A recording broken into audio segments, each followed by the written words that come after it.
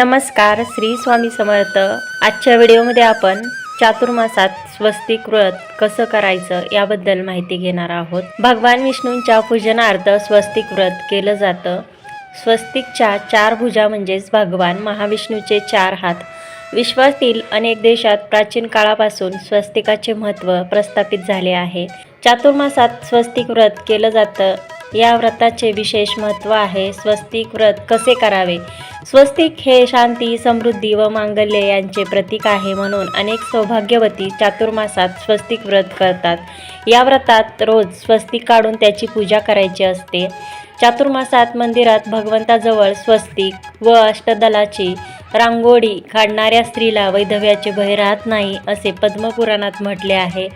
घराच्या उंबरठ्यावर स्वस्तिक काढण्यामागेही हेच सद्भावना असते की देवा, माझ्या घरात जे काही अन्न, वस्त्र इत्यादी वैभव येईल ते पवित्र राहो। अधर्माने प्राप्त केलेले वैभव जीवनात अनर्थ निर्माण करते। बाहेरून हसरे पण आत रडते, म्हणून सर्व अनिष्ट गोष्टी घराबाहेर राहून घरात मांगल्य नांदावे यासाठी स्वस्तिक रेखाटत असतात।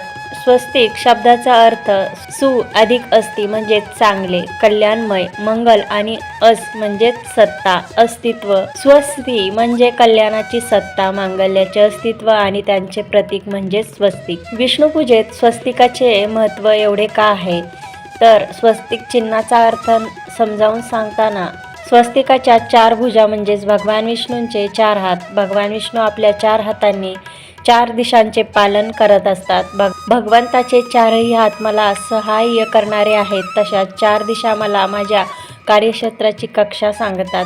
स्वस्तिक म्हणजेच एक उभी रेषा आणि त्याच्यावर तेवढीच लांबीची दुसरी आडवी रेषा, ही स्वस्तिकाची मूळ आकृती। उभी रेषा ही ज्योतिर्लिंगाचे दर्शन आहे।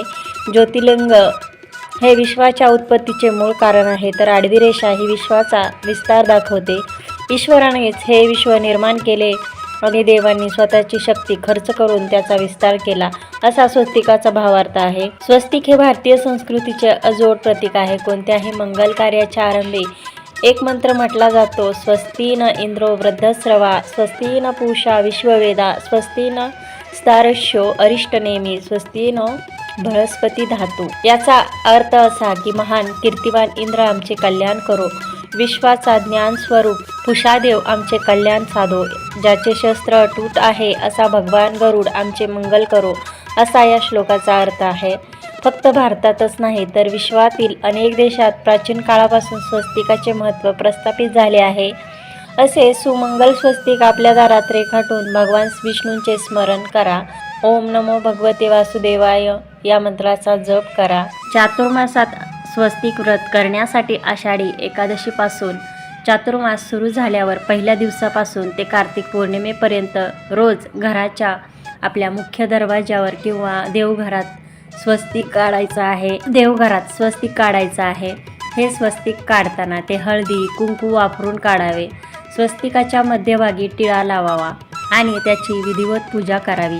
त्यानंतर स्वस्तिकाजवळ दिवा लावावा आणि धूप दीप दाखवावा, देवाला नैवेद्य दाखवावा। ओम नमो भगवते वासुदेवाय या मंत्राचा जप करावा। शक्य असल्यास चातुर्मासातील द्वादशीला तांदूळ, मोती, सोने किंवा पैसे दान करावेत।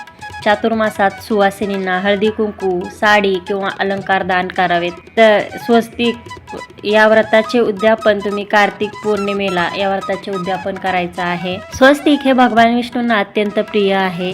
चातुर्मासात स्वस्तिक व्रत केल्याने घरात सुख समृद्धी येते आणि घरात पॉझिटिव्ह एनर्जी निर्माण होते।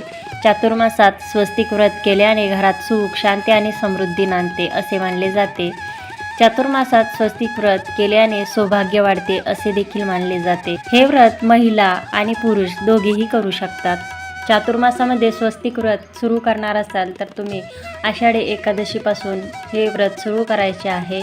आषाढी एकादशीच्या दिवशी संकल्प करायचा आहे आणि व्रताला सुरुवात करायची आहे। आता समजा तुम्ही जर हा व्हिडिओ उशिरा बघत असाल तर त्या दिवसापासून तुम्ही या व्रताला सुरुवात करू शकता किंवा दुसऱ्या दिवशीपासूनही केली तरी चालते। आषाढी एकादशीपासून चातुर्मास सुरू झालेला आहे। मग चातुर्मासामध्ये कोणत्याही दिवसापासून कोणत्याही वारापासून जे कोणतं तुम्हाला व्रत करायचं आहे, म्हणजे स्वस्तिक व्रत, गोपद्म व्रत हे करायचे आहे, त्याला तुम्ही सुरुवात करू शकता. फक्त ज्या दिवशी सुरुवात करणार आहात त्या दिवशी संकल्प करून त्या व्रत सुरुवात करायची आहे. स्वस्तिक हे चंदनाने, कुंकवाने, सिंदुराने, हळदीने स्वस्तिक चिन्ह बनवल्यास ग्रहदोष दूर होतात, तसेच धनलाभाचे योग बनतात.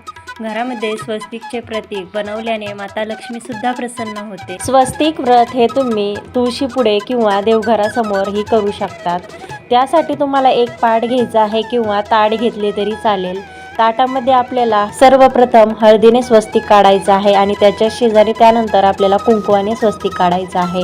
याची आपल्याला पूजा करायची आहे.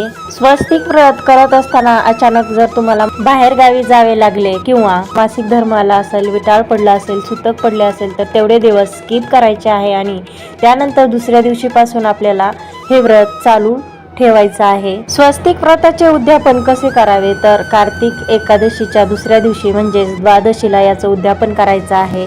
या दिवशी आपल्याला एका सवाष्ण स्त्रीला घरी बोलवायचं आहे.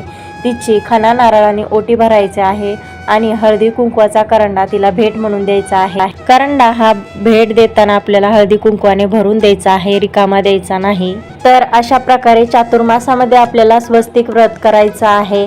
तर आजच्या व्हिडिओमध्ये आपण चातुर्मासामध्ये स्वस्तिक व्रत कसं करायचं याबद्दल संपूर्ण माहिती घेतलेली आहे. हा व्हिडिओ आवडला असेल तर लाईक, शेअर, सबस्क्राईब करायला विसरू नका आणि चॅनलवर जर नवीन असाल तर सबस्क्राईब करा. धन्यवाद. श्री स्वामी समर्थ.